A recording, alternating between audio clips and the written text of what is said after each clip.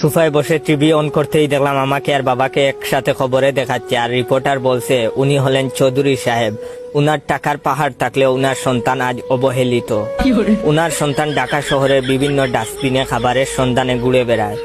ইতিমধ্যে চৌধুরী সাহেবকে পুলিশ গ্রেফতার করেছে। উনি তার সন্তানকে কিভাবে অত্যাচার করে তার একটা ভিডিও আপনাদের দেখাচ্ছি।